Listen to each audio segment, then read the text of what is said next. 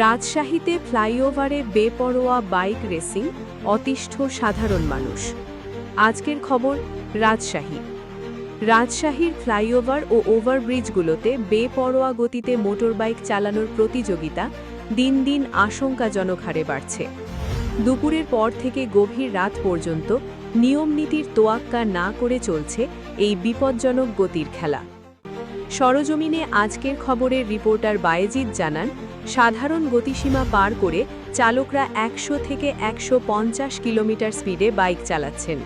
শুধু তাই নয়, অনেকেই বাইকের সাইলেন্সার পাইপ মডিফাই করে বিকট শব্দের সৃষ্টি করছেন, যা সাধারণ মানুষকে অতিষ্ঠ করে তুলছে।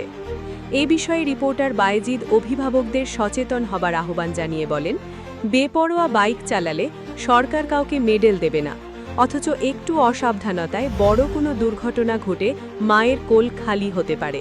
তাই সন্তানকে বাইক কিনে দিলে অবশ্যই সঠিক নির্দেশনা দিন।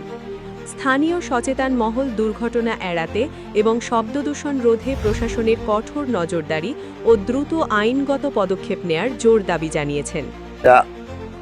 মানে লিমিট ক্রস করে, লিমিট যেটা কিলো উঠে ৬০, ৭০, ১০০ থেকে ১৫০ পর্যন্ত তারা কিলো উঠায়, এবং তাদের যে আওয়াজ, যে সাইলেন্সার আওয়াজ, এটা তারা খুলে রেখে একটা বিকট আওয়াজ সৃষ্টি করে, যে কারণে মানটা আসলেই একটি সময় কাটানোর মতোই একটা ফ্লাইওভার। সেই ফ্লাইওভারে ইদানিং আমরা লক্ষ্য রাখছি যে বাইকারদের যে হুঙ্কার, সেই হুঙ্কারের বিষয়ে আমি আজকে প্রতিবেদন করেছি এবং করতেই থাকবো যতক্ষণ আল্লাহ আমাকে সফলতা না দেয়। আল্লাহ তাআলা বলেছে, সৃষ্টিকর্তা বলেছে, তোমরা চেষ্টা করো, আমরা ফল দেব। তা আমি এখনো চেষ্টায় আছি। এর আগেও ডিসি মহোদয় নিজে কিছুদিন আগে পর্যবেক্ষণ করে রোডে এবং মামলাও দেয় বাইকারদের, কিছু বাইকারদের। আসলে আমাদের অক্ষমতা এতটুকুই যে আমরা কখনোই আসলে এই বিষয়গুলো আমরা কখনো গুরুত্বপূর্ণভাবে দেখি না। আর আইনের সহযোগিতা চাইছি, আমি বারবার করে বলছি।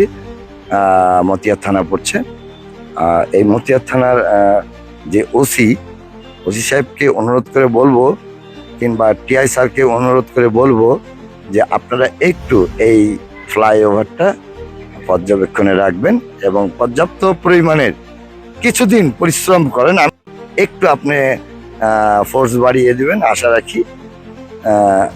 নিকটবর্তী যে থানা আপনার বলছে, এটা তালাইমারি থানা, আর স্থান হচ্ছে আপনার যেই ফ্লাইওভার, সেটা এখান থেকে খড়খড়ি চলে যায় সোজা রোড, এই ফ্লাইওভারটা, আর তালাইমারি থেকে যুক্ত হয়, তালাইমারি থেকেও প্রথম প্রবেশ পথ এই জায়গাটুকু ফ্লাইওভার। রাজশাহী ফ্লাইওভার একটাই আছে চলমান, সেই বিষয়ে আমি প্রতিবেদন করতে আসছি এবং একাধিকবার প্রতিবেদন করেছি, এখনো করব।